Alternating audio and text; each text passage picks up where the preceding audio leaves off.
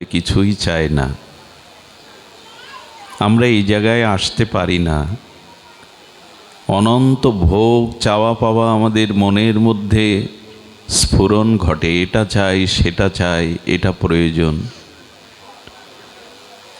এই জন্য শুদ্ধা ভক্তি আমাদের অধরা থেকে যায়, ভগবান ওটা দিতে চান না।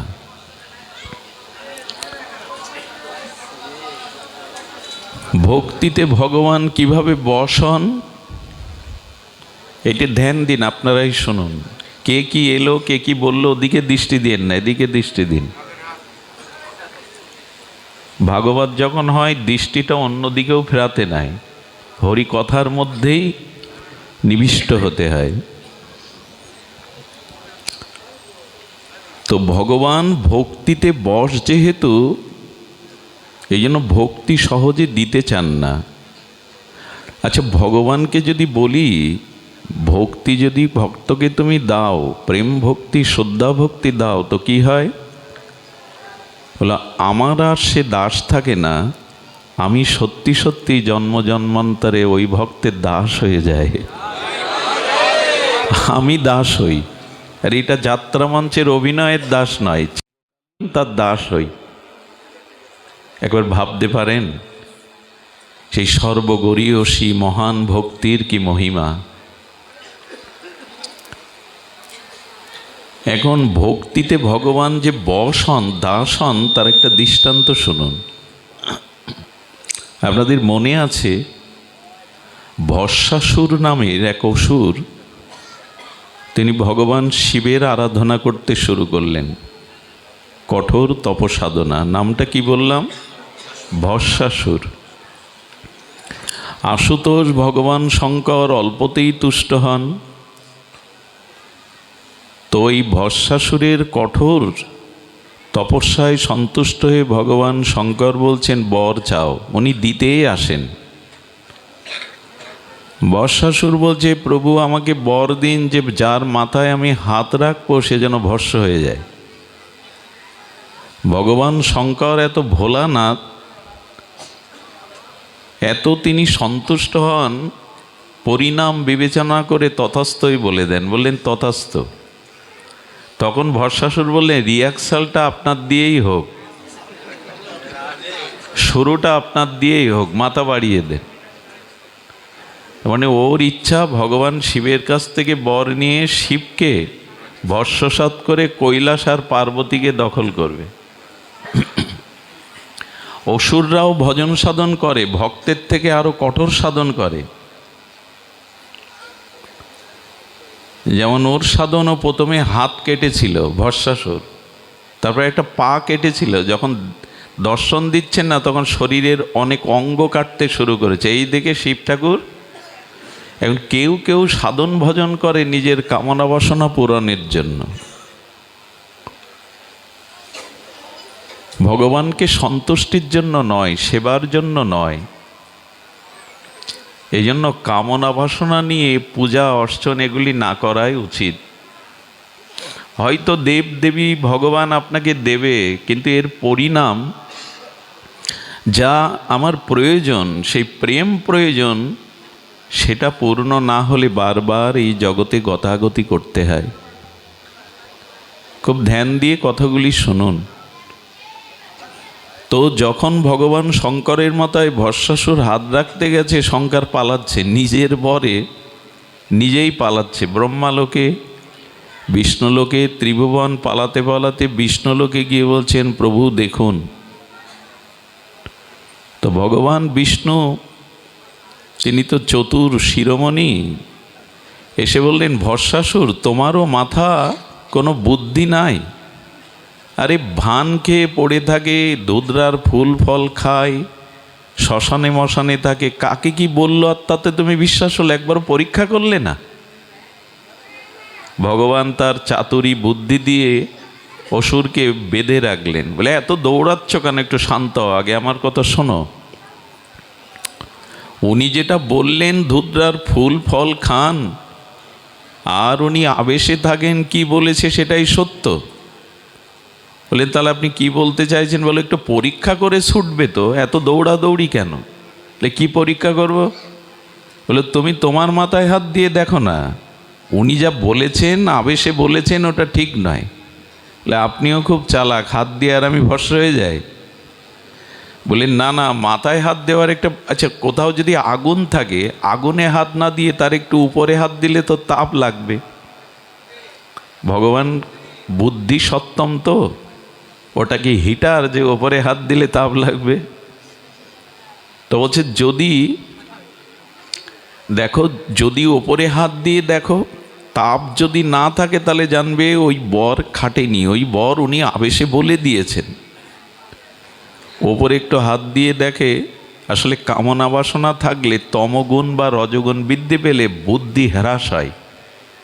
কারো মধ্যে যখন ক্রোধ আসে, কাম আসে, ভোগ বাসনা আসে, দেখবেন তার বুদ্ধি কাজ করে না।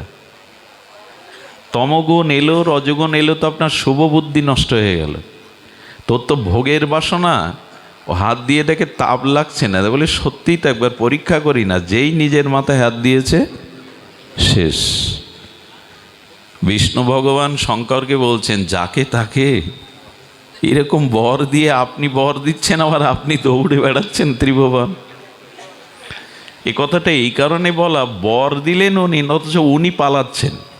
তা ভগবান বললেন, আমি ভক্তি যখন দেই তখন আমার দশা ওই হয়, আমি চিরকাল তার দাস হয়ে যাই, চিরকাল তার আবেশ হয়ে যায়।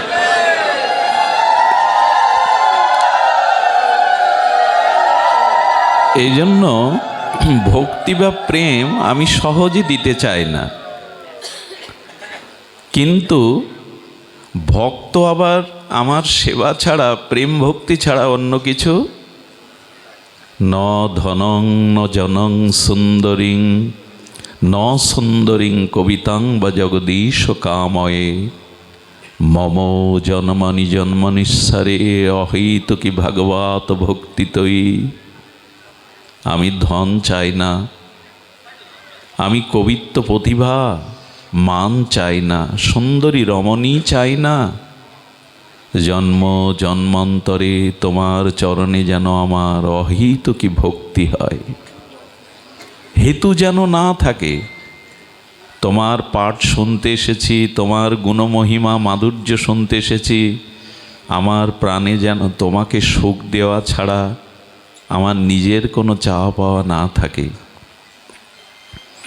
এই জায়গাটা একবার এসে দেখুন, তখনই প্রকৃত শান্তির সন্ধান পাবেন।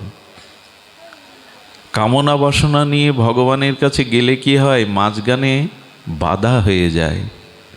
আচ্ছা, আমি আপনাকে আলিঙ্গন করছি বন্ধু ভেবে, আপনার নাভির ওপরে কোনো বস্ত্র নাই, জামা কাপড় নাই, আমারও নাই, তো ওই দুটো দেহ বক্ষে বক্ষে তো মিশে যাবে, চর্মে চর্মে মিশে যাবে, কিন্তু একটা জায়গা মিশবে না। যদি কারো গলে উপনয়ন বা পৈতা থাকে, ওই জায়গাটুকু বাধা পড়বে কি না? ওইটুকু সুতোই বাধা হয়ে যাবে। তাদের বক্ষে বক্ষে দুই সজ্জন বন্ধুর আলিঙ্গনে ওই সুতোটাই অন্তরায় হয়ে যাবে, বাধা হয়ে যাবে। তো ভগবান বলছে, তোমার আর আমার মাঝখানে ভক্তি ছাড়া অন্য কামনা রেখো না, তাহলে বাধা হয়ে যাবে, ওইটুকু বাদ পড়ে যাবে। এ আর কবে বুঝবো? এ জন্মে আর বোঝা হয়েছে কথা, কত জন্ম যাবে, তবু এই জায়গায় আসতে অনেক বিলম্ব হবে, আবার সহজেও হবে। দেখুন, আমাদের এক পদকর্তা বলেছেন, কথাটি হৃদয়ে গেঁথে নিন। এক পদকর্তা বলেছেন, শেষ মহেশ গণেশ দীনেশ সুরেশ, এদের নামগুলো তো জানেন। শেষ মানে বলরাম, অনন্ত নাগ। শেষ মহেশ মানে শিব। শেষ মহেশ আর দীনেশ গণেশ সুরেশ, সুরেশ মানে দেবরাজ ইন্দ্রাদি দেবগণ। চতুরানন ষড়ানন পঞ্চানন, পঞ্চানন মানে ভগবান শঙ্কর, ষড়ানন মানে কার্তিকেয়, আর চতুরানন মানে ব্রহ্মা। অর্থাৎ শেষ মহেশ গণেশ সুরেশ বা ব্রহ্মা শিবাদি এবং অনন্ত যোগীগণ মুনিগণ ঋষিগণ, যার মহিমা গুণকীর্তনে, যার অনন্ত গুণমহিমা মাধুর্য তারা পরিপূর্ণরূপে জ্ঞাত হতে পারেন না, তার পরিপূর্ণ ঐশ্বর্য মাধুর্য পরাকাষ্ঠাকে স্পর্শ করতে পারেন না, বর্ণনা করে শেষ করতে পারেন না, সেই ভগবান ভক্তি বা ভক্তের কাছে চিরবশ হয়ে তার পিছু পিছু ছুটে বেড়ায়। এরাও যার মহিমা, অনন্ত মাধুর্য অন্ত করতে পারেন না, সেই ভগবান কি করে? শেষ মহেশ গণেশ সুরেশ ষড়ানন পঞ্চানন চতুরানন, যার অনন্ত মহিমা পার পান না, সেই ভগবান বৃন্দাবনে ভক্তিময় গোপীদের কাছে একটা নাড়ুর লোভে ধিন ধিন করে নাচছেন বৃন্দাবনে। ভক্তির মহিমা বুঝতে পারছেন কথা? এরা যার পার পায় না, সেই অনন্ত মাধুর্যময় শ্রীগোবিন্দ ব্রজলীলাতে ব্রজ গোপিকাদের অহৈতুক নির্মল বিশুদ্ধ ব্রজপ্রেমের দ্বারা বলছেন, গোপাল তোর জন্য নাড়ু এনেছি, দাও। ছুটে যাচ্ছে নাড়ুর লোভে। নাড়ুর লোভে গোবিন্দ ছোটে। আসলে এই নাড়ুর মধ্যে গোপীদের নিঃস্বার্থ ভক্তি বা প্রেম মেশানো আছে। বস্তুতে ভগবান উতল হয় না, তিনি তো ঐশ্বর্যপতি, সকল কিছু তো তার, কিন্তু এই নাড়ুর মধ্যে গোপীদের সেই অহৈতুক প্রীতি ব্রজভক্তি মেশানো আছে। সেই নাড়ু যেই নিতে যাচ্ছে, গোপী বলল নাড়ু দিতে পারি, একটু নেচে দেখাতে হবে। গোবিন্দ তখন দিন দিন না নাতিন তিন্না করে নাচছেন। বলে ব্রহ্মা দেখো, শিব দেখো, গণেশ দেখো, শেষ দেখো, যাকে ধ্যানে পাওয়া যায় না, যোগে পাওয়া যায় না, যার অনন্ত মহিমা শেষ করা যায় না, সে ভক্তের কাছে এক নাড়ুর লোভে নাচছে আজ বৃন্দাবনের অলিতে গলিতে। আহা, ভক্তির কি মহিমা, ভক্তির কি গরিমা, নাচছে সে। ওই যে বানর খেলা দেখায়, যেমন বানরের মালিক ওঠো বসো তাই করে দেখায়, সেই ভক্তি কি চাইব না? সংসারের জন্য চেয়েছেন, পেয়েছেন, সংসার কি দিয়েছে আপনাকে? আজ পর্যন্ত সংসার ফাঁকি ছাড়া, যন্ত্রণা ছাড়া, দুঃখ ছাড়া কেউ কাউকে কিছু দেয়নি। যদি বলেন তাই, তো 800 কোটি মানুষের মধ্যে সবাই তাহলে সংসারে প্রবেশ করে কেন? সংসারই হতে চায় কেন? বলো পরে সুখ পাবো এই আশায় কাটায় কাল, কতকাল সুখ পরে হবে। বিয়ের আগে মনে করি লেখাপড়ার দ্বারা উচ্চশিক্ষা লাভ করলে সুখী হব, উচ্চশিক্ষা লাভ করে মনে করে চাকরি পেলে সুখী হব, কিন্তু ছুটতে থাকে। শান্তির চাকরি পাওয়ার পরে বললেন বিবাহ করলে সহধর্মিণী আনলে সুখী হব, স্ত্রী আনার পরে বললে পুত্রকন্যা হলে সুখী হব, পুত্রকন্যা জন্মালে তাদের বড় হলে মানুষের মতো মানুষ করতে পারলে, শিক্ষিত করতে পারলে, ডাক্তার মাস্টার করতে পারলে সুখী হব। এইভাবে সামনে সুখের আশায় মানুষ দিন গণে, জন্ম গণে। সংসারে আজ পর্যন্ত কেউ চিরসুখ পায়নি, পাওয়ার কথাও নাই। এই জন্য চাইতে হয় ভগবানকে। দেখবেন নদীতে নৌকা চলছে, নদীর জলও শান্ত, নৌকাও শান্ত, কিন্তু নদীতে হঠাৎ ঝড় এলো, আর যখন নদীর জল ঝড়ে তরঙ্গায়িত হলো, তখন নৌকাটা দুলতে থাকলো, জল উঠতে থাকলো। তেমনি আপনার আমার মন পূর্বে শান্ত ছিল, আর আমাদের মনও শান্ত ছিল, কিন্তু মনে কামনা বাসনার ঝড় উঠল, তাই মনের কামনা বাসনার নৌকা আজ দুলছে, ডুবে যাচ্ছে। এই জন্য ভগবানের কাছে অহেতুক এটা দাও ওটা দাও। প্রহ্লাদ মহারাজ শুদ্ধ ভক্তির লক্ষণ দেখুন। প্রহ্লাদকে ভগবান নৃসিংহদেব বলছেন বর নাও, তোমার চরণ যারা পায় তাদের আর চাওয়া পাওয়া থাকে না। তোমার আতুলো আতুলো চরণ পেয়েছি প্রভু, চাওয়ার আর কিছু নেই। কিন্তু বারবার অনুরোধ করছে নৃসিংহদেব, একটা তো কিছু চাও।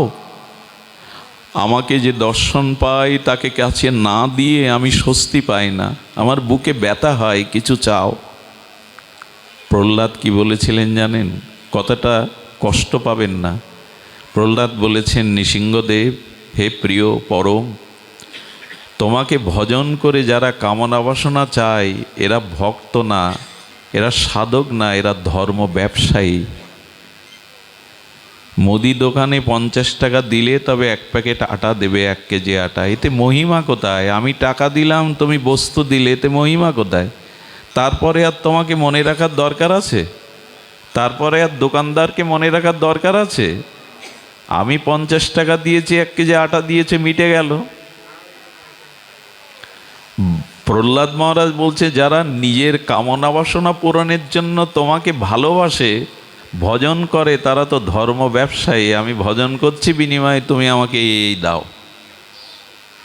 এসব কথা তো শুনেছি, একবার তো শুনিনি, অনেকবার। কিন্তু মন থেকে এই বাসনা তাড়াতে পারি কি?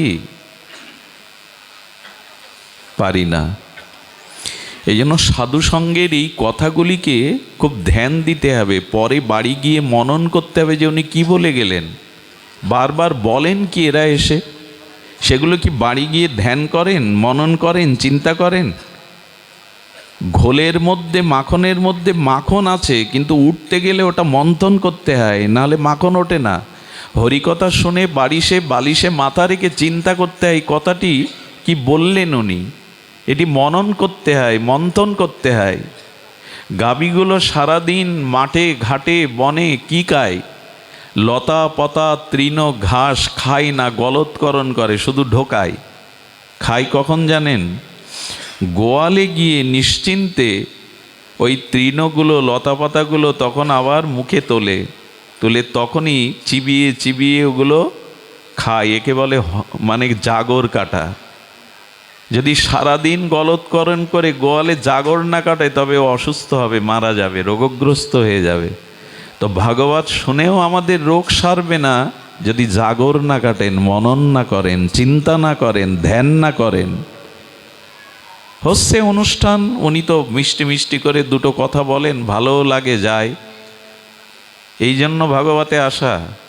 কিছু নেব না এখান থেকে, জীবন বদলাবে না, আমার স্বভাব চরিত্রের গায়ে হাত পড়বে না, শুধু আসবো, প্রসাদ পেয়ে হই হুল্লোড় করে চলে যাব, এই হয়ে গেল, এমন নয়। প্রহ্লাদকে বারবার বলছেন কিছু চাও। প্রহ্লাদ চেয়ে বসলেন কি জানেন? তবে তোমার দেওয়ার যখন এত ইচ্ছা প্রভু, এই দাও। আমার চিত্ত মাঝে মনোবাসে কোনো কিছু চাওয়ার বাসনার বীজটাই তুমি নষ্ট করে দাও। কোনো কিছু চাওয়ার যে বীজ, আগে তো বীজ, তারপরে তো অঙ্কুর হবে। তো কামনা বাসনা চাওয়ার বীজটাকেই তুমি নিষ্ক্রিয় করে দাও, যাতে কোনো চাওয়া আমার মনে না জাগে। এ কোথায় আর আমরা কোথায়? আমরা কোথায় আর এরা কোথায়? শুনতে এসছি শুদ্ধ ভক্তির কথা, এরা কোথায় আর আমাদের স্তর কোথায়?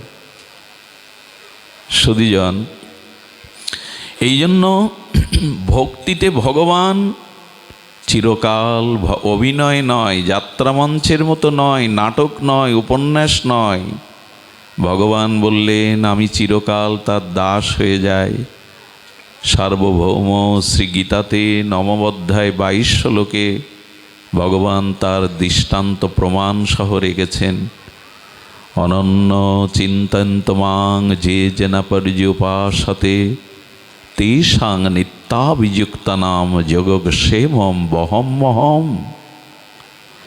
অনন্য, অন্য চিন্তা না করে, অন্য কোনো ভাবনা না করে, নিত্য নিরন্তর অবিচ্ছিন্ন তৈলধারার ন্যায় যিনি আমার ভজন করেন, আমি দায়িত্ব নিচ্ছি তার যোগ এবং ক্ষেম, অর্থাৎ তার প্রয়োজনীয় বস্তু আর সেটি সংরক্ষণ, দুটো দায়িত্ব আমি নিজ মাথায় করে বয়ে দেব।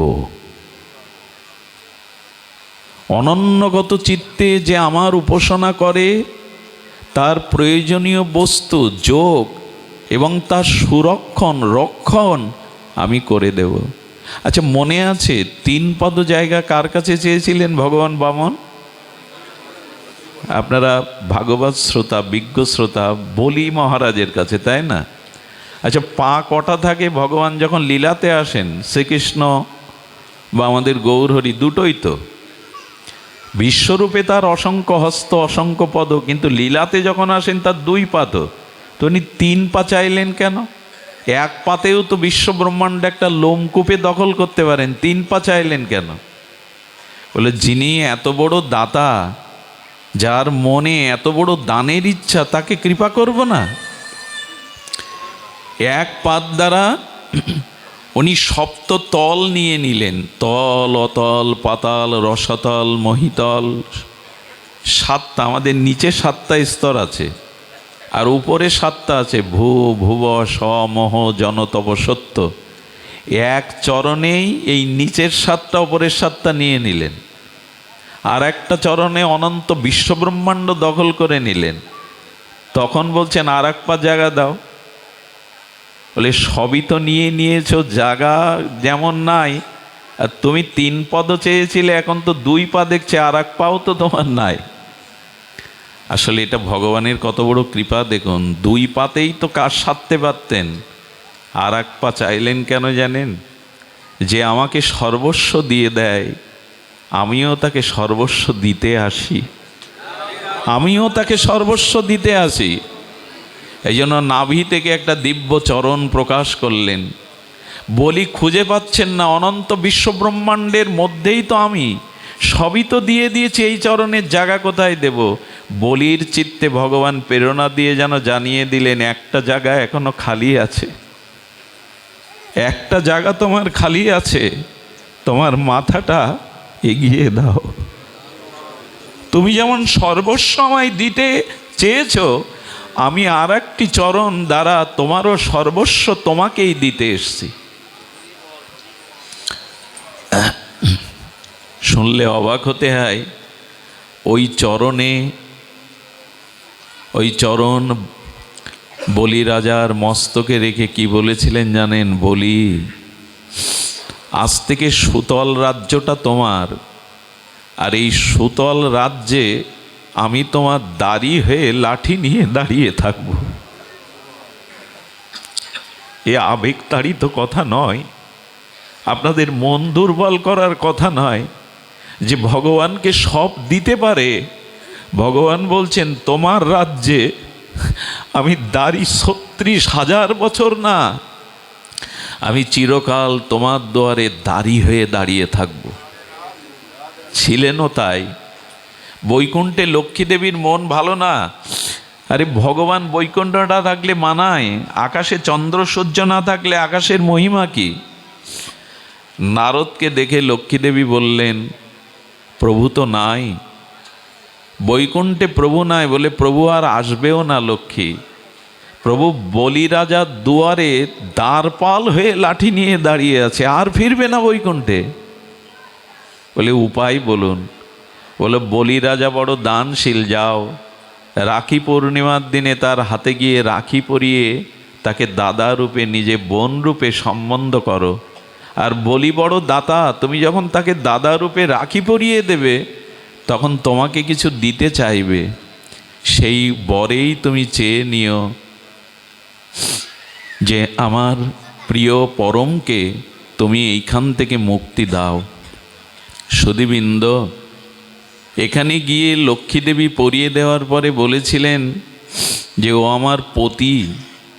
বলি বলেছিলেন, ও যদি তোমার পতি হয়, ও আমার পরম পতি। নারদ এসে বিচার করে দিয়েছিলেন যে 8 মাস বৈকুণ্ঠে থাকবে, কিন্তু 4 মাস বলির দুয়ারে আজও ভগবান দাঁড়িয়ে। চিন্তা করতে পারেন, স্বয়ং ভগবান ভক্তকে দুয়ারে দাঁড়িয়ে হয়ে দাঁড়াবে তুমি? বলো, ভক্তি যে সর্বসময় দেয়, আমি তার দুয়ারে দ্বারপাল হয়েও দাঁড়িয়ে থাকি। এই রহস্য সদ্গুরুদেবের কৃপা। শুদ্ধ ভক্ত সঙ্গ না করলে এই ভাবও জাগবে না। যে যেমন সঙ্গ করে তার ভিতর তেমন রঙ্গ প্রকাশ হয়। শুদ্ধ ভক্তের সঙ্গ না করলে শুদ্ধ ভক্তমুখে এই নিষ্কিঞ্চন নিষ্কপট ভাগবত না শুনলে এই ভাবনাটাও আমাদের মনে জাগবে না। এই জন্য সুখদেব গোস্বামী স্মরণ করে দিয়েছেন প্রথমেই ভাগবতের ধর্ম পর্জিত কৈতবত্র পরাং নির্মৎ শরণং শতম। দেখো, ধর্ম অর্থ কাম মোক্ষ, এই কপটতা রেখো না, এটি চেয়েও না, তাহলে ভক্তি হবে না। ভাগবত হলো নিষ্কপট সাত্ত্বিক সর্ববেদান্তের সার, ভক্তিময় সাত্ত্বিক শাস্ত্র ভাগবত। ওইখানে ধর্মত্ব কামমোক্ষ যদি নিজের চাওয়ার সসুখ বাসনা থাকে, এই ভক্তি ক্রিয়া করবে না। সুধীজন, এই যে ভক্তির কাছে বশ ভগবান, চলুন বৃন্দাবনে গিরি গোবর্ধনে আমরা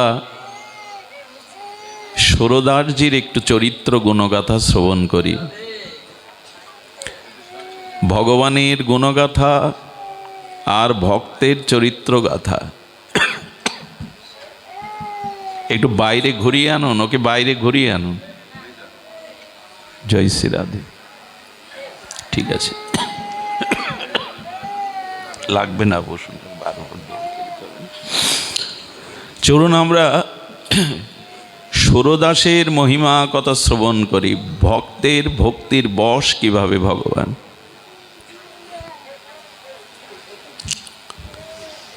সুধীজন, এই সুরদাস ছিলেন পূর্বলীলায় ভগবত উত্তম ভক্তশ্রেষ্ঠ উদ্ধব মহারাজ। উনি রাধারানী গোপিকাদের চরণে প্রার্থনা করেছিলেন, বৃন্দাবনের একটি লতা করে জন্ম দাও। তোমাদের এই কৃষ্ণ অনুরাগের এক কণা যাতে আমার বুকে এসে পড়ে, তোমাদের মতো কৃষ্ণ অনুরাগ কৃষ্ণ সেবা যেন আমার চিত্তে সিন্ধুতে বিন্দু প্রকাশ হয়। এই উদ্ধব মহারাজই সুরদাস হয়ে, জন্মান্ধ সুরদাস হয়ে ব্রজে এসেছিলেন। তার সারাটি জীবন ব্রজেই ভজন করেছেন। আমাদের শ্রীনাথজির বন্দনা কীর্তন করে সেবা করেছে। খুব ধ্যান দিয়ে শুনুন। একবার বৃন্দাবনে গোস্বামী তুলসীদাস এলেন। গোস্বামী তুলসীদাসের পরিচয় অজানা নয় আপনাদের। রামচরিত মানস প্রণেতা বাল্মীকি এসেছিলেন আমাদের মহাত্মা তুলসীদাস গোস্বামী হয়ে। তুলসীদাস আরাধনা করতেন রাম সীতার। কার আরাধনা করতেন? রাম সীতার। উনি একবার বৃন্দাবনে এলেন, কিন্তু বৃন্দাবনে কোনো মন্দিরে যান না। কেন যান না? এই দেখুন, ভজন নিষ্ঠা কাকে বলে। চানাচুর মুড়ি ঝালমুড়ির মতো তো নয় ভক্তি, যেখানে যা পাবো তাই স্বাদের জন্য করিয়ে নেব। এখানে ঝালমুড়ি ভালো লাগে মানুষের, বহু কিছু মশলা, কতটা কটু থাকে সামনে, এটা এটা ওটা ওটা দিতে দিতে বেশ ভালো লাগে। ভক্তি ভজন এরকম না, এই একমুখী হয়ে থাকতে হবে আপনাকে। যেখানে যান সেই রং ধারণ করেন, যার সঙ্গ করেন সেইভাবে মেতে ওঠেন, এরকম না। একটা অনন্য নিষ্ঠা থাকতে হবে। কথাটি যে কারণে বলছি সেই কারণটা এর মধ্যে নিহিত, শুনুন। উনি মন্দিরে যান না এই কারণে যে শ্রীধাম বৃন্দাবনে 84 ক্রোশ বৃন্দাবনে সবখানে মুরলীধারী শ্যামসুন্দর ত্রিভঙ্গ মুরলী বংশীধারী শ্যামসুন্দর যুগলের মূর্তি, কোথাও রাম মূর্তি নাই। কিন্তু ওনার উপাস্য তো রাম, শ্রীরাম। এই জন্য উনি যান না। একজন বলছেন, আপনি বৃন্দাবনে এলেন, মন্দিরে যান না কেন? বললো, মন্দিরে যেতে পারি, মাথা নোয়াতে পারি, যদি রাম রূপে ধনুর্ধারী হয়ে উনি দেখা দেন। চিন্তা করেন কিভাবে ইষ্টনিষ্ঠা এদের। একটা মন কজনকে ভাগ দেবেন আপনি? কজনকে দেবেন? মায়েরা দেখবেন পুরানো দিনে শুষ্ক ওই যে সুয়ের, সোনামুখী সুয়ের ভেতরে সুতার জন্য সুতার আঁশ থাকলে ওর ভিতরে পরাতে পারত না। মায়েরা অনেক সময় গালের লালা দিয়ে ওই আঁশগুলো এক করে নিয়ে, তেমন আমার মন যদি বিভিন্নমুখী হয়, অনন্য ভক্তি হবে না। এই দেখুন দৃষ্টান্ত। বলছেন, আমি যাব কেন মন্দিরে? আমার উপাস্য তো রঘুপতি ধনুর্ধারী রামচন্দ্র, যদি ওই রূপে দেখা দেন তাহলে আমি যেতে পারি। একজন বলছেন, আপনার তো ইষ্ট স্ফূর্তি সবখানেই হয়, যান না শ্রীনাথজির মন্দিরে গিয়ে চোখ বন্ধ করে বললেন, আমি জানি আমার রাম আর শ্যামে কোনো পার্থক্য নেই, কিন্তু তোমার ধনুর্ধারী শ্যামল রূপেই তো মন প্রাণ সঁপে দিয়েছি। সতী নারীর তো দুজন পতি হতে পারে না, সতী নারীর তো দুজনকে মন দিতে পারে না, সে একজনকেই মন দিয়ে আসে। আমি তেমনি তোমার চরণে রঘুনাথ মন দিয়েছি, যদি পারো বাঁশি ছেড়ে ধনুর্ধারী রূপে দেখা দাও। যেই বলেছেন শ্রীনাথজি বংশী ছেড়ে দিয়ে রঘুপতি রামচন্দ্র রূপে প্রকট হয়ে গেছেন, সঙ্গে সঙ্গে প্রকট হয়ে গেছেন। একে বলে নিষ্ঠা। আমি মাঝে মাঝে আপনাদের একটা গল্প শোনাই, গল্প নয়, সেই একজনের বউ হারিয়ে গেছিল না, খুঁজে পাচ্ছে না, তো কৃষ্ণজির মন্দিরে গিয়ে বলছে, ভগবান তুমি আমার বউ খুঁজে দাও, আমি তোমার এর উপর বাঁশি করে গড়িয়ে দেব। পূজারী বুঝতে পেরেছেন বউ খুঁজতে কৃষ্ণের কাছে এসছে, বলে, এই বেটা, কৃষ্ণের বউ কখনো হারায়নি যে ও তোকে খুঁজে দেবে। বউ হারিয়েছে রামচন্দ্রের বনবাসে, রামের মন্দিরে যা। বলছে, তাই তো, ভগবানের বউ তো হারায়নি, হারিয়েছিল সীতা দেবী।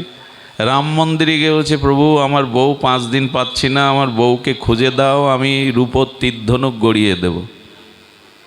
পাশে পূজারী বলছেন, প্রভুর জগৎমাতা সীতা হারিয়ে গিয়েছিল, কিন্তু প্রভু খুঁজে পায়নি, প্রভুর বউ প্রভু খুঁজে পায়নি, খুঁজে দিয়েছিল হনুমান, পাশে হনুমানের মন্দির, ওখানে যাও। আমাদের দুর্দশা এই, কামনা পূরণ হলো না তো এদারে ওদারে সেদারে কতজনের দ্বারে ঘুরে বেড়ায়। শেষ পর্যন্ত যারা ওই আউলি টাউলি হয় তাদের বাড়িও যায়, মাদুলি তাবিজ যেখানে যা পায়। এক মন সতী নারী কপুরুষকে দেবে? এই জন্য আমাদের ভক্তিটা নিষ্ঠা নাই, ওই একটাতেই পড়ে থাকুন, অনন্যভাবে তার চরণেই পড়ে থাকুন। তো যখন দেখা দিয়েছে, এই কথাটা প্রচার হয়ে গেল বৃন্দাবনে। একদিন এই সুরদাসের সাথেই সাক্ষাৎ হয়ে গেল তুলসীদাসের। একটা মার্মিক কথা বলি, লিখে নিন, হৃদয়ে লিখে নিন। ভক্ত ভগবান যখন একত্রিত হয় তখন পরমানন্দ হয়। কি আনন্দ হয়?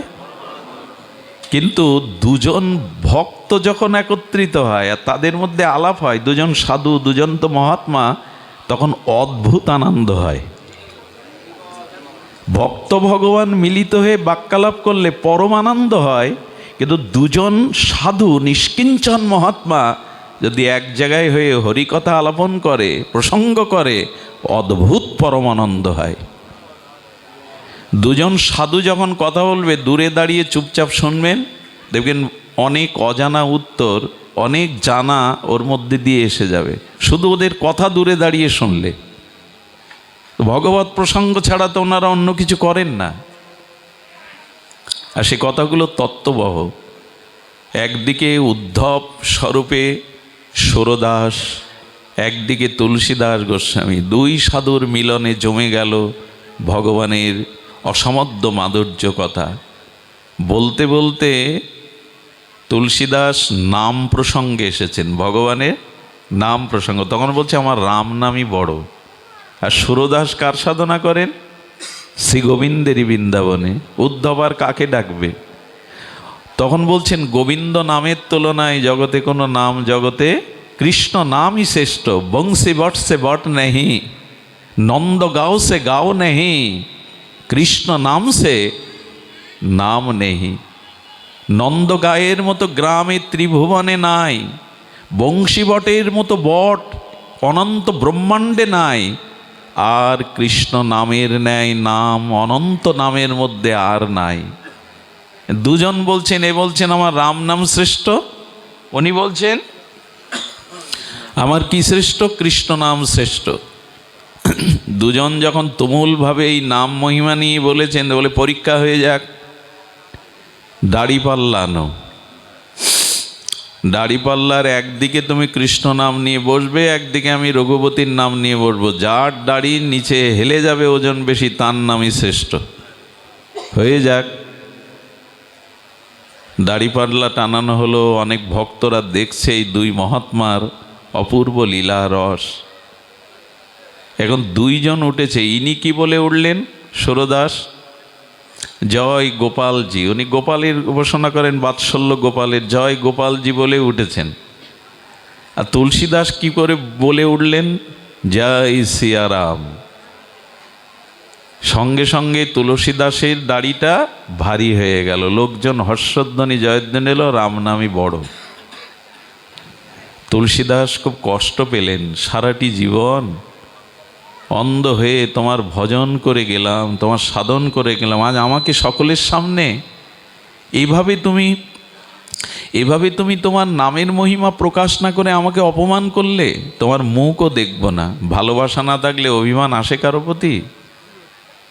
যেখানে অনুরাগ ভালোবাসা সেখানেই তো তোমার শ্রীনাথজির মন্দিরে প্রতিদিন যে ভোগ রাগ সিঙ্গার হতো, এই অন্ধ তো নয়, অন্তর্দৃষ্টি দিয়ে সেই পদ রচনা করে গাইতো সুরদাস। কি পোশাক, কি সিঙ্গার, কি তার নয়নের শোভা, চরণের শোভা, কি প্রসাদ উপকরণ দেয়া হয়েছে, সব কিছু অন্তর্দৃষ্টিতে দেখে দেখে পদ রচনা করে কীর্তন শোনাতো। আর এই কীর্তন শ্রীনাথজি রূপী আমাদের গোবিন্দ বড় ভালোবাসতেন। যখন দুদিন মন্দিরে যাচ্ছে না, ভগবানের কাছে অভিমানে যাচ্ছে না, ভগবানই গোপাল রূপে কাছে এসে গেছে। কি গো, আমাকে ভুলে কি করে আছো, আমাকে না দেখে কি করে আছো, বলো বেরিয়ে যাও। পারবেন তো? ভক্তিতে এই দেখুন ভগবান কীরকম বসান, বলতে পারবেন? রাধারানী মাঝে মাঝে বলতো, ওকে বের করে দে, ওর মুখও দেখবো না আমি। কুঞ্জ দুয়ারে নিকুঞ্জ মন্দিরে শ্যামসন্ধ্যার হাত জড়ো করে ললিতা বিশাখার কাছে বলতো, ললিতা বিশাখা একবার প্রেমময়ীর অনুমতি নাও, আমি তার চরণ সেবার জন্য একটু ভেতরে প্রবেশ যাতে করতে পারি। মাঝে মাঝে তাড়িয়ে দিত, ওর মুখ দেখবো না, ওর সাথে কথা বলবো না, তাড়িয়ে দে। কখন বলা যায়? এই দেখুন ভক্তিতে ভগবান কিভাবে বসান। উনি অনুমতি নেবেন রাধারানীর চরণ সেবার জন্য, দর্শনের জন্য, তাই ললিতা বিশাখার কাছে হাত জোড় করেছেন। আহা, এসে বলছে অভিমান কেন করছো? বলি তুমি জানো না তোমার নামের মহিমা? যদি সুমেরু পর্বত সমান সুবর্ণ কেউ দান করে, যদি সূর্যগ্রহণে কোটি কোটি দুগ্ধবতী গাভী কেউ দান করে, কেউ যদি কল্পকাল আর পুষ্কর তীর্থে গঙ্গা তীরে বাস করে, তবু তোমার এক কৃষ্ণ নামের কোটি অংশের এক অংশও হবে না এগুলি। আর সেই নাম সারা জীবন লালন পালন করে আজ রাম নামে জয়ী হয়ে গেল, তোমার নামের মহিমা তুমি প্রকাশ করলে না, যাও চলে যাও। গোবিন্দ তখন বলছেন, এত অভিমান কেন করছো? দোষটা তোমার না আমার। এই যে আমার নাম হেরে গেল, এ দোষ তোমার না আমার। ভক্ত ভগবানের সাথে কথা দেখুন, বলি দোষ তোমার না আমার, মানে আমি সারা জীবন তো তোমার নাম করছি, উঠলাম দাড়িপাল্লায়, কেন ওর দাড়িপাল্লা ভারী হয়ে গেল? বলে এই জন্য তো বলছি দোষ তোমার, দায় চাপাচ্ছ আমার উপরে। গোবিন্দ বলছেন দোষ তোমার, দায় চাপাচ্ছ আমার উপরে। বলে আমার কি দোষ? দোষ তোমার চরণ আশ্রয় করে ভজন করছি। বলো শুনবে তো? বলো। বলেন আচ্ছা, দাড়িতে ওঠার সময় তুমি কি বলেছিলে আর তুলসীদাস কি বলেছিল মনে আছে? বলে হ্যাঁ আছে। তুমি কি বলেছিলে? বলেছিলে জয় গোপাল। শুধু আমার নাম তো নিয়েছিলে তুমি, তুলসীদাস কার নাম নিয়েছিল? জয় সিয়ারাম। দেখো, তুমি শুধু আমার নাম নিয়েছ, আর উনি জগৎলক্ষ্মী লাদিনী অধীশ্বরী জানকীর সাথে প্রভুর নাম নিয়েছেন। ওরা তিনজন, তুমি দুইজন, আরো হালকা পাতলা তুমি, তো তুমি পারবে কি করে? এ কথা শুনলে এত আনন্দ হয়। আর হৃদয় দিয়ে যারা চিন্তা করে, এই লীলাগুলো যারা মনে মনে দর্শন করে হরিনাম করতে করতে, তাদের কি আনন্দ হয়। বলেন একে তো লিগলিকে পাতলা, তুমি অন্ধ, খাও তো এইটুকুনি প্রসাদ, আর তুলসীদাস কত মোটা সোটা, তারপরে তুমি নিয়েছো শুধু আমার নাম, ও নিয়েছে সীতা সহ রামের নাম, ওর দাড়িপাল্লা ভারী হবে না তো আমার হবে? বলে তবে শুনে রাখো, যদি শুধু তুমি আমার নাম না নিয়ে তার আগে শ্রীজির নাম নিতে, রাধারানীর নাম নিতে, তবে এই দাড়ির এই দাড়িরই ওজন হতো। শ্রীকৃষ্ণ কেন বলে জানেন? এই শ্রীটা হলো মাধুর্যময়ী, প্রেমময়ী, রাধিকারী বাচক। শ্রী মানে মাধুর্য, আর মাধুর্যেরই প্রেমে মূরতি হলো সান্দ্রানন্দ লাদিনী অধীশ্বরী বৃষভানন্দিনী রাধা ঠাকুরানী। এই জন্য গোবিন্দের নাম বলছেন, যারা একা গোবিন্দের উপাসনা করে, রঘুনাথ গোস্বামী বলছেন, আমি তাদের মুখও যেন না দেখি। যারা একাকী গোবিন্দের উপাসনা করে এরা কপট, আমি যেন এদের মুখ না দেখি। বলে গোস্বামী তাহলে কি করবে? বলো, যারা রাধা সহ যুগল উপাসনা করে, মাধুর্যের উপাসনা করে, আমি তাদের চরণ জল করে পান করে মাথায় ধারণ করব, তারা তাদের মাথায় ধারণ করব। সুরদাস বুঝলেন, সত্যিই তো রাধারানীর নাম তো আমি নেইনি। আহা, অভিমান চলে গেল। বুঝতে পারলেন যে নাম নিতে গেলে শ্রীজির নাম আগে নিতে হবে। রাধা নামেই জয় জয় রাধা নাম, বৃন্দাবন যার ধাম, কৃষ্ণ শোকবিলাসের নিধি। হেন রাধা গুণগান, না শুনিল মোর কান, বঞ্চিত করিল মোরে বিধি। ঠাকুর নরোত্তম বলছেন, জয় জয় রাধা নাম, দুইবার জয় বললেন। কয়বার? জয় জয়। জয় হলো উৎকর্ষবাচক, বিজয়বাচক শব্দ। জয় জয় দুর্বার বললেন, কারণ কৃষ্ণ কৃপা পেতে গেলে, শ্যামের কৃপা পেতে গেলে, দেখুন আমরা সুখসারিটা তো এখন আমরা ভুলে গেছি। এই সব সুখসারির দ্বন্দ্বে এখন মা ঠাকুমারা গায় না। তো সুখ বলে আমার কৃষ্ণ মদন মোহন, সারি বলে আমার রায় বামে যতক্ষণ। কৃষ্ণ, তুমি শুধু মদন মোহন হতে পারতে, তুমি ভুবন মোহন হতে পারতে, মদন মোহন হতে পারত না যদি প্রেমময়ী রাধারানী তোমার বামে না দাঁড়াতো। তুমি বিশ্বমোহন হতে পারো, ভুবন মোহন হতে পারো, মদন মোহন হতে পারবে না যদি রায় বামে না থাকে। এই জন্য আমাদের ভজনটা হলো যুগল ভজন। রাধা উচ্চারণ করলেই কৃষ্ণ তার পেছনে ছুটে যায়, এত প্রিয় রাধা নাম ভগবানের কাছে। কেউ যদি রা বলে, গোবিন্দ হা হয়ে তার দিকে তাকায়, কেন? তার পেছনে ছুটে নিজেকে তার কাছে বিক্রি করে দেব বলে। বলো, রা বলে যদি রাধা না বলে, রাজা বলে, রামমোহন বলে, রামনগর বলে, কৃষ্ণ তখন ব্যথা পেয়ে মুখ ফিরিয়ে নেয়, আমার রাধা নাম তো বলল না, প্রিয়াজির নাম তো বলল না। রাধা বললেই গোবিন্দ তার পিছনে ছুটে বেড়ায়, নিজের আত্মবিক্রয় করে দেবে বলে। এই জন্য সারা বিশ্বে আজ এই রাধা নামের মহামহিমা। সুরদাস বুঝলেন, সত্যিই তো ভুল আমার। সুধীবৃন্দ, সুরদাসের কিঞ্চিত আস্বাদন বলবার মতো আর শারীরিক, এটা বলাচ্ছেন আমি, শারীরিক যে অবস্থা, কণ্ঠই বলবার মতো উপযোগী নয়। কিন্তু হরিকথার এই একটা আবেশ, 103 জ্বর, কিন্তু ব্যাসাসনে হরিকথা বললে বরফ হয়ে যায়গা। এই হরিকথার সাক্ষাৎ একটি কৃপা শক্তি। যারা এখানে আছেন তারা যদি খুব মন প্রাণ হরিকথাতে দিতে পারেন, তবে আপনাদের বলবো, দেখবেন এখানে কোনো রোগ ব্যাধি, জরা ব্যাধি, চিন্তা, সাংসারিক চিন্তা আপনার আবেশ ফেলবে না। হরিকথার সাক্ষাৎ মহিমা। পুণ্য করলে ফলটা কত জন্ম পরে পাওয়া যায়, আর ভক্তি সাক্ষাৎ ফল প্রদায়িনী, সঙ্গে সঙ্গেই ফল প্রদান করে, চিত্তের অপ্রাকৃত আনন্দ দিয়ে দেয়। তো সুরদাসের মহিমা শুনুন। সুরদাস মানে মধ্যাহ্নে যখন প্রসাদ পেতেন শ্রীনাথজির, গোপাল বলে একটা ছেলে ছিল, সেবা করতো বাবার। অন্ধ তো বাবা প্রসাদ পাওয়ার আগে তো কথা বলতো না, একটা জলের ঝাড়ি গ্লাস দিয়ে আসতো। এটা নিত্য নিয়ম ছিল গোপালের। কিন্তু গোপাল আজকে জল দিতে ভুলে গেছে।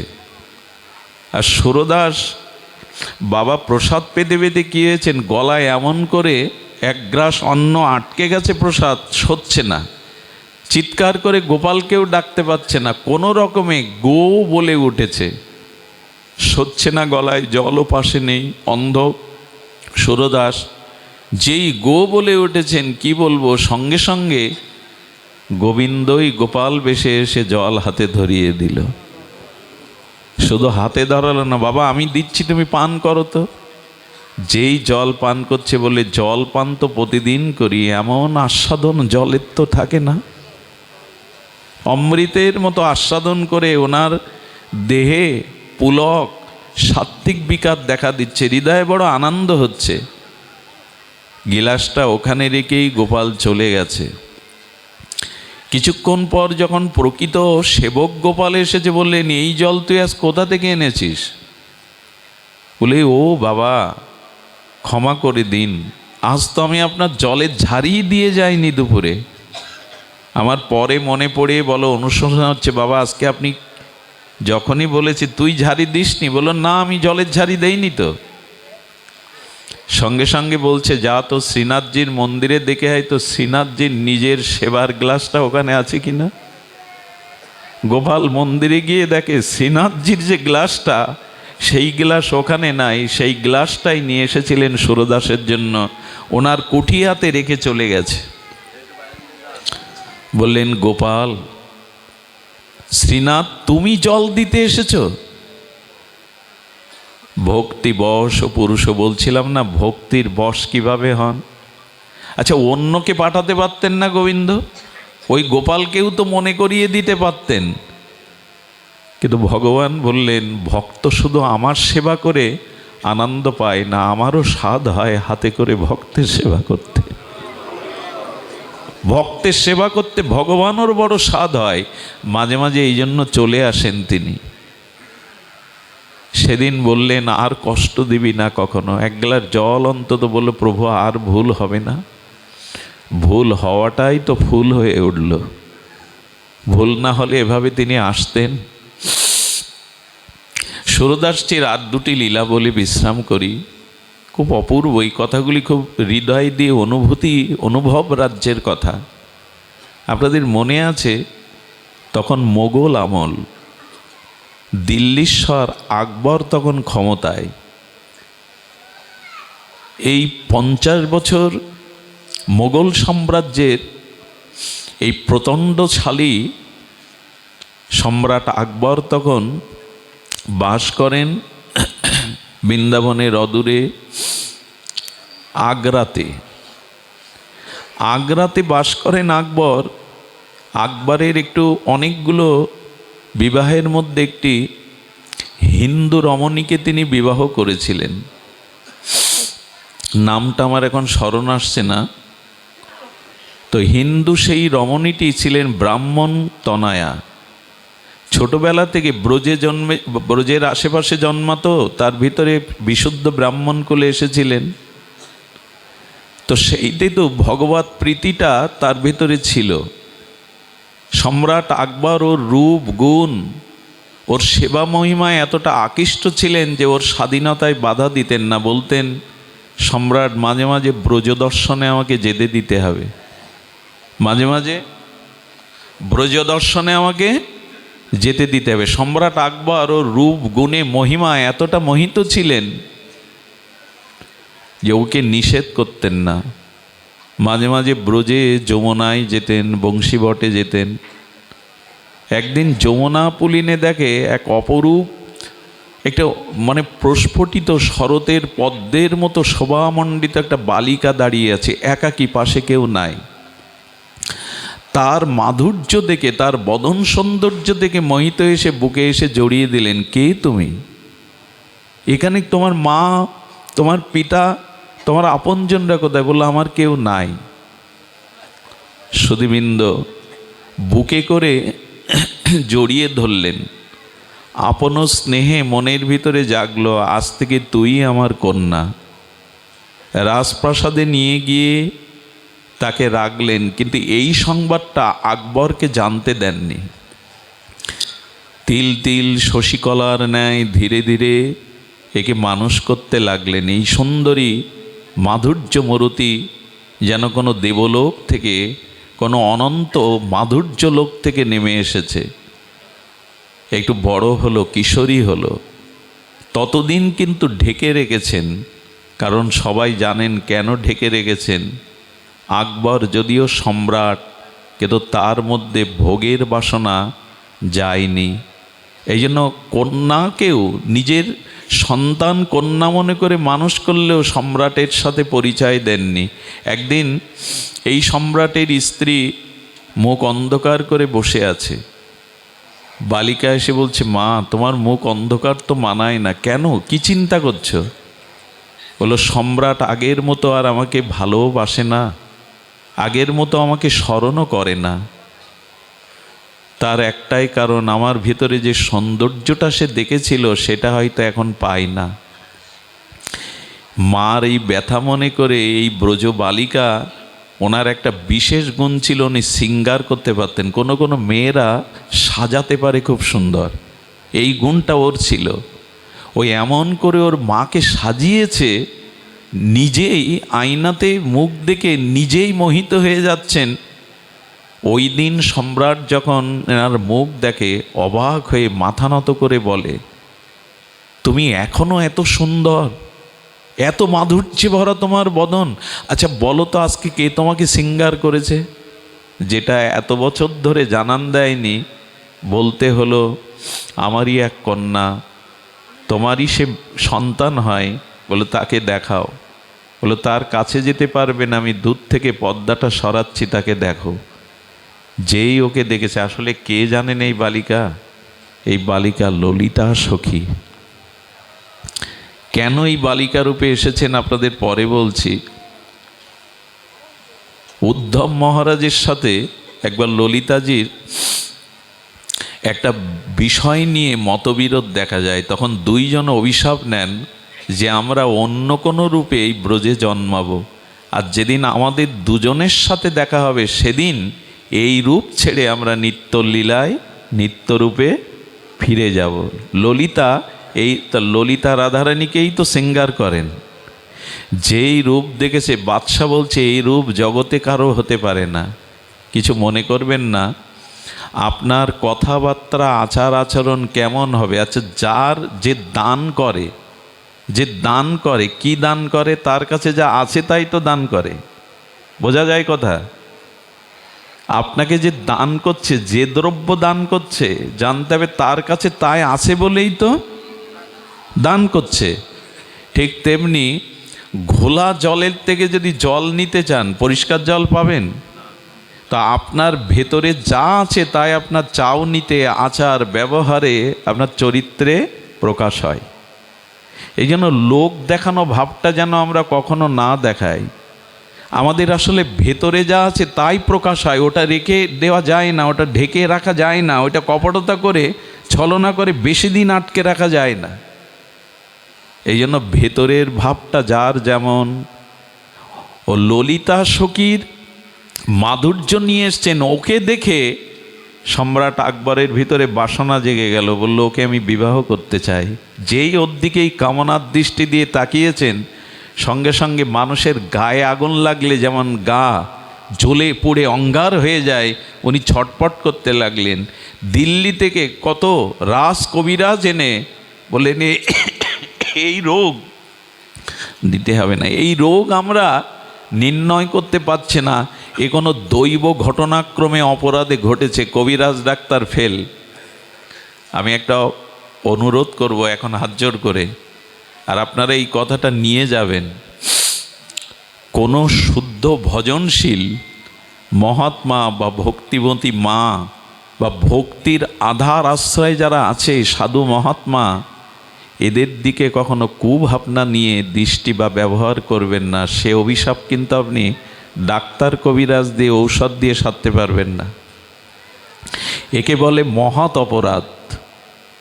কোনো সাধু, শুদ্ধ ভক্ত বা কোনো শুদ্ধ ভজনশীল রমণী মা, এদের প্রতি যখন আপনার কোনো ভোগের দৃষ্টি আসবে, অপরাধের দৃষ্টি আসবে, খুব আপনি লিখে নিন, বাক্য দিয়ে যদি অহেতুক কাউকে অপমান করেন আপনি বিনা কারণে, ওই অপমানটা খুব দ্রুত আপনার কাছে ফিরে আসবে। শরীর দিয়ে যদি কোনো পাপ করেন, সাথে সাথে না ফিরে এসে কিছুদিন পরে, আসলে মানুষ অন্যের ক্ষতি করে না, করে নিজের ক্ষতি। মনে করে অন্যের ক্ষতি করছি, কিন্তু ক্ষতি করে সে। মানুষ অন্যকে অপমান করে না, অপমানটা সে নিজেকেই করে। এই ভাবনা আসলে আর এই দৃষ্টিগুলো থাকবে না। এই জন্য কারো প্রতি যারা ভজন করেন, বিশেষ করে ভগবানের চরণাশ্রয় করেন, এদের প্রতি যদি কোনো অপরাধ দৃষ্টি এসে যায়, সে ফল সঙ্গে সঙ্গে ক্রিয়া করবে আগুনের মতো। ওনার গাত্রদাহ যখন হলো, সমস্ত রাস কবিরাসরা যখন বললেন এটা দৈবকৃত কোনো পাপের ফল মহারাজ, এটা আমাদের হাতে ওষুধ নেই, সত্যিই থাকে না। আমরা কবে আর সতর্ক হব? কবে আর আমাদের দৃষ্টির শুদ্ধতা হবে? এই জন্য পূজা পার্বণ হিন্দুদের, সনাতন হিন্দুদের যেখানে হয়, আমাদের যেতেও কষ্ট হয়। কিভাবে অশ্লীল গান বাজনা, কিভাবে সেখানে গানের কনসার্ট হয়, ওইখানেই তো আমার মায়েরা, মেয়েরা যায়, বাবারা যায়। বলুন তো, ওই গান বাজলে ওই জাতীয় পরিবেশে কারো চিত্ত সাত্ত্বিক থাকে? পূজার পরিবেশ এমন হওয়া উচিত। পূজা উপলক্ষে আমরা কত অশ্লীল গান বাজনা নৃত্যর আয়োজন করি। আমাদের আসলে কোথাও না কোথাও আমরা এগিয়ে যাচ্ছি বলি বটে, কিন্তু আমার মনে হয় আমরা অনেকটা পিছাচ্ছি সংস্কৃতির দিক দিয়ে। আমাদের একে তো বর্তমান কাল কবলিত সময়, এই সময় মানুষ বাঁচতে পারবে না, তার সাত্ত্বিকতা ধরে রাখতে কষ্ট হচ্ছে। তারপরেও যদি পরিবেশ আমরা ভোগের তৈরি করি, আমাদের আর উপায় কি বলতে পারেন? এইখানে এখন দেখুন, হৃদয় দৃষ্টি দিয়ে দেখুন, এখানে কারো মনে এখন কুভাবনা জাগবার, উদয় হওয়ার সম্ভাবনা নাই। এরই নাম সাধু সঙ্গ, এরই নাম ভাগবত। এখানে একটা গানের কনসার্ট দিন, শিল্পীদের নিয়ে নাচা গাওয়া করুন, ডিজে বাজান, দেখবেন এই মানুষগুলোই যদি আমরা এখানে থাকি, সবাই থাকবেন না জানি, আসবেনও না, কিন্তু যারা থাকবে তাদের চিত্তবৃত্তি এমন থাকবে না। এই জন্য আমাদের দৃষ্টিভঙ্গিকে বদলাবার জন্য সাধুসঙ্গ ভাগবত, এছাড়া অন্য কোনো ঔষধ নাই। কিন্তু আজ তো ভাগবতই শুনতে চায় না মানুষ। কি বকবক করবে?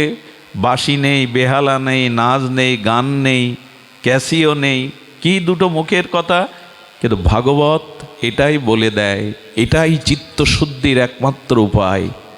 প্রবিষ্ট করণরন্ধেন সানাং ভাব সারুরুহম ধুনতি সমলং কৃষ্ণ সলিলস্য যথা শরত সদ্য হৃদয় অবরুদ্ধতি শুশ্রবি তৎক্ষণাৎ। ভাগবত বললেন, শ্রবণ করার বাসনা যখনই তোমার হৃদয়ে জাগবে, তখনই গোবিন্দ তোমার হৃদয়কে শুশ্রূষা পরিষ্কার করতে শুরু করবে। শোনো নি ভাগবত, কিন্তু সাধুমুখে হরিকথা শোনার ইচ্ছা যখন জাগবে, তোমার হৃদয়ে গোবিন্দ আবদ্ধ হয়ে পড়বে, বাধাবর সদ্য অবরুদ্ধতি তৎক্ষণাৎ গোবিন্দ তোমার হৃদয়ে বাধা পড়বে।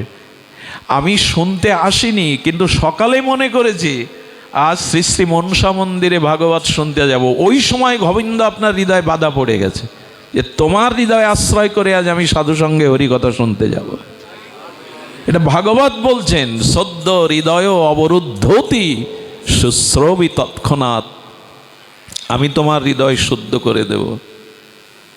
সম্রাট আকবরের জীবনে অনেক মহতের সঙ্গ পেয়েছিলেন। একটা আশ্চর্য জিনিস, উনি সনাতনের দেখা পেয়েছিলেন। সম্রাট আকবরের ইতিহাস পড়ে দেখবেন অনেক এই জন্য মনে হয় 50 বছর ভারতের শাসনে ছিলেন উনি। এবার নবরত্নও ছিল। আপনাদের মনে আছে বীরবলের কথা? বীরবল বললেন, মহারাজ অলক্ষ্যে আপনার কোনো অপরাধ হয়ে গেছে, স্বীকার করুন আর না করুন, আর এই ওষুধ একমাত্র সাধু কৃপা, সাধুর চরণ ধুলি, এছাড়া কোনো উপায় নাই, এছাড়া কোনো উপায় নাই। যদি কারো প্রতি কোনো বৈষ্ণব অপরাধ হয়, তার চরণ ধুলি আর তার চরণেই ক্ষমা প্রার্থনা করবেন, না হলে তো নিষ্কৃতি নাই। শুনুন, সাধুর চরণে অপরাধ করলে, ভক্তের চরণে অপরাধ করলে, ভক্ত আপনাকে অভিশাপ দেবে না, কিন্তু ভক্তের চরণ ধুলি আপনাকে ক্ষমা করবে না। এই জন্য যদি কারো কথায়, বাক্যে, আচরণে অপরাধ হয়, তার সামনে অবনত মস্তকে তার চরণ ধুলিতে ক্ষমা চাইবেন, না হলে কিন্তু খেসারত দিতে হবে। সম্রাট আকবর বুঝলেন, রাজ কবিরাজও যখন আমার এই দাহ নিবারণ করতে পারছে না, আমি ওর দিকে কামনার দৃষ্টির দিকে তাকিয়েছিলাম, এই সুরদাসকেই ডাকা হলো। ধ্যান দিয়ে শুনুন, সুরদাস যখন এসেছেন, বীরবল কৃপা করে অনুরোধ করে সুরদাসকে ডেকেছেন। সুরদাস বলছেন, মহারাজ, ঔষধ তো আপনার ঘরেই আছে। যার প্রতি কুদৃষ্টি দিয়েছেন তার চরণে আর ক্ষমা প্রার্থনা করে তার চরণধূলি অঙ্গে মাখুন। কন্যাটিকে তার মা আনলেন। সম্রাট আকবর এই দাহ থেকে নিষ্কৃতির জন্য তার চরণে পড়ে ক্ষমা প্রার্থনা করেছিলেন এবং নিজের মনোভাবটা পরিবর্তন করেছিলেন। সঙ্গে সঙ্গে তার দাহ চলে গেল। আর সুরদাস তো অন্তর্দৃষ্টি দিয়ে দেখল কে। তখনই বলল, সুরদাস, আমি ললিতা। তোমার সাথে আমার কথা ছিল, যেদিন দুজনার সাক্ষাৎ হবে সেদিন আমি নিত্যলীলায় চলে যাব। সঙ্গে সঙ্গে কি করেছিল জানেন? যোগাগ্নিতে, অর্থাৎ যোগের দ্বারা, দৃষ্টির দ্বারা অগ্নি প্রজ্বলন করে অগ্নিতে আহুতি দিয়েই ললিতা তার নিত্যলীলায় চলে গিয়েছিলেন এই শরীর ছেড়ে। সুরদাস যাননি, যাওয়ার কথা ছিল। সুরদাস আরও কিছুদিন ছিলেন। কিসের জন্য শুনুন। আহা, কেন ছিলেন জানেন? আপনার আমার মতো পতিতকে, আপনার আমার মতো বিষয়ী লোককে একটু ভক্তি দান করবে বলে। উনি শ্রীনাথজির মন্দিরে যেখানে ভজন করতে যেতেন, ওই শ্রীনাথজির মন্দিরে, অর্থাৎ গিরি গোবর্ধনের পরিক্রমা মার্গে শ্রীনাথজির মন্দিরের তলে একটা মুদি দোকানদার ছিল। তো উনি কি করতেন, যারা উপরে দেখতে যেত শ্রীনাথজিকে, ভগবানকে, তারা এসে এসে তাদের কাছে ডেকে শুনতো আজ কী পোশাক পরা, আজ কী ভোগরাগ দেওয়া। এখন উনি ওই বর্ণনা করে খরিদ্দার আনতেন। আরে আসে এসেও শ্রীনাথজি আজকে এই হলুদ রঙের পোশাক পরেছেন, এই তার ভোগ হয়েছে, এই ভোগের উপাচার, এভাবে বর্ণনা করলে বলে নিনি তাহলে প্রতিদিন প্রতিক্ষণে মনে হয় দেখতে যান শ্রীনাথজিকে। এই জন্য ওনার দোকানে ভিড় জমে গেল। একদিন সুরদাস বলছেন, প্রভু, বৃন্দাবনে যার জন্ম আর তোমার মন্দিরের পতাকা তলে যে বাস করে, সে লোককে ঠকাচ্ছে, তোমাকে দেখে এসে বর্ণনা করে, অথচ সে কোনো দিন তোমায় দেখতে যায়নি। বলো, বাবু, আমার সাথে চলো, যার বর্ণনা করে টাকা পয়সা জোগাড় করছো, একবার তাকে দেখবে, চলো।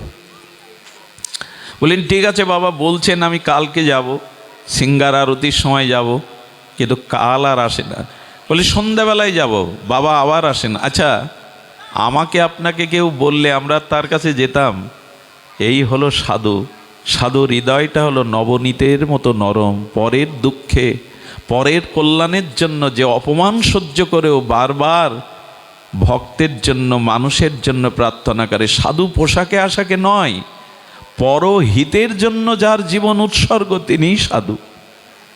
নবনীত যেমন সূর্যের তাপ লেগে গলে যায়, আর সাধু অন্যের দুঃখ দেখলে, অন্যকে ভগবত বিমুখতা দেখলে তার হৃদয়ে ব্যথা ওঠে।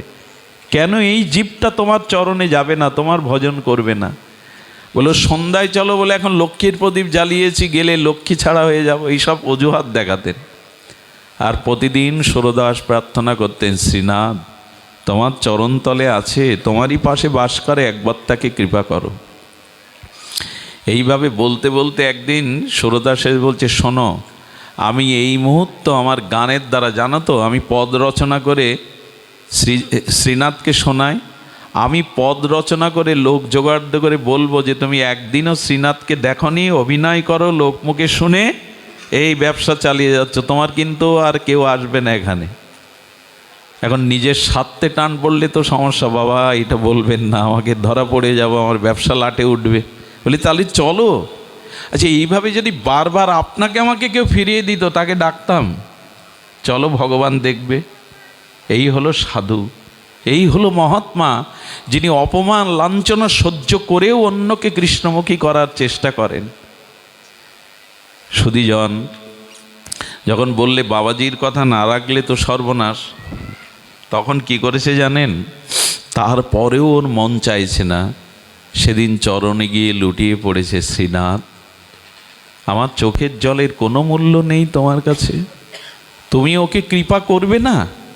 তোমার কৃপা না হলে জীব তোমার ভজনমুখী হয় না, তোমার চরণমুখী হয় না। শ্রীনাথজি প্রকট হয়ে কি বললেন জানেন? ওকে তো আমি সেই দিনই গ্রহণ করেছি, সেই দিনই আমার হৃদয়ে আমি ওকে করে নিয়েছি, বললো দেখা দাওনি, সে এখনো চরণে আসেনি। কোন দিন? বলে যেদিন তুমি ওকে স্বীকার করেছো সেই দিন আমি ওকে হৃদয়ে নিয়ে নিয়েছি, যেদিন তুমি ওকে স্বীকার করেছো।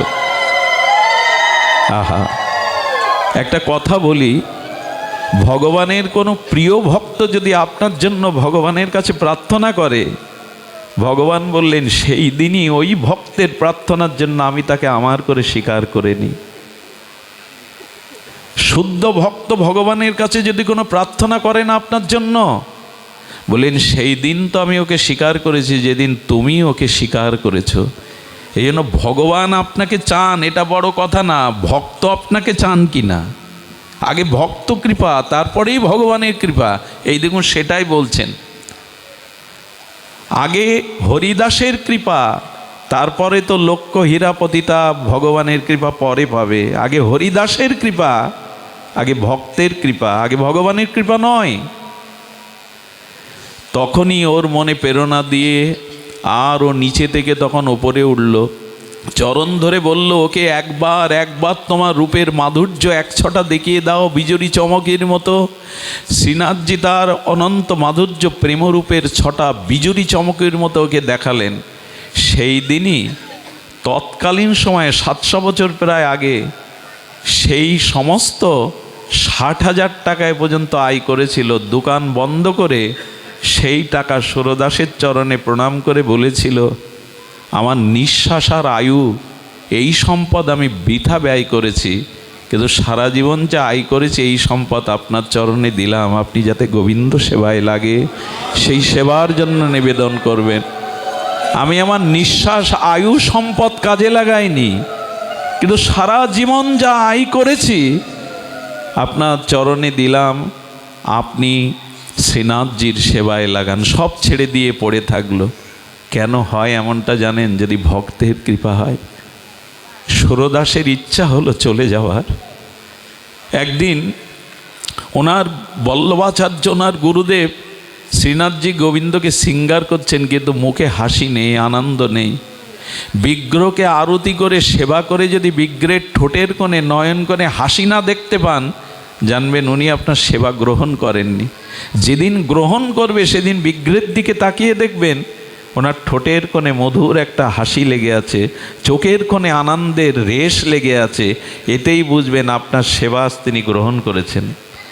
দেখছেন শ্রীনাথজির মুখ আধার, শ্রীনাথজির মুখ প্রসন্ন না।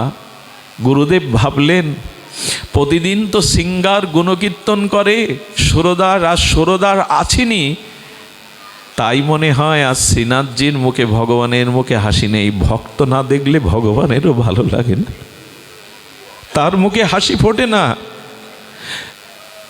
সুরদাস জগৎ থেকে বিদায় নেবেন, আনা হলো মন্দিরে। শ্রীনাথজির চরণ বুকে জড়িয়ে ধরে বললেন,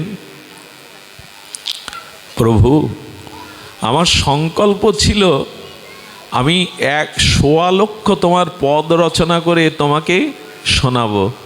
1 লক্ষ লেখা হয়েছে, কিন্তু 1.25 লক্ষ অর্থাৎ 25,000 শ্লোক এখন আমি সমাপ্ত করতে পারিনি। শ্রীনাথজি বললেন, সুরদাস ভক্তের কোনো মনের ইচ্ছা আমি অপূর্ণ রাখি না, খাতা খুলে দেখো ওই 25,000 আমি নিজেই পদ তোমার হয়ে রচনা করে দিয়ে এসেছি, তুমি খাতা খুলে দেখো। এই 25,000 পদ স্বয়ং ভগবান, যেমন জয়দেবের গীত গোবিন্দের দেহি পদপল্লব মোদারাম, গোবিন্দ নিজে জয়দেবের বেশে লিখে গিয়েছিলেন গীত গোবিন্দ। 25,000 ভক্তের ইচ্ছা অপূর্ণ রাখেন না। সুরদাস ভগবানের চরণকে বুকে নিয়ে আর প্রেমশ্রু বিগলিত করতে চিরদিনের মতো নিত্যলীলায় প্রবেশ করলেন। ভক্তের ভক্তির কাছে ভগবান এমনি করেই চিরদিন বশ হন। জয় হোক আপনাদের, মঙ্গল হোক আপনাদের, কল্যাণ হোক আপনাদের। আসুন আমরা ভগবানের শুদ্ধ ভক্তির পথে এগিয়ে যাই। আজ এইটুকুই। মহাপ্রভুর কৃপা হলে আগামীতে আপনাদের সান্নিধ্যে হরিকথার সাধুসঙ্গের ইচ্ছা অভিলাষ রেখে আজকের মতো হরিকথার এখানেই বিশ্রাম। শ্রীগুরু প্রেমানন্দে হরি।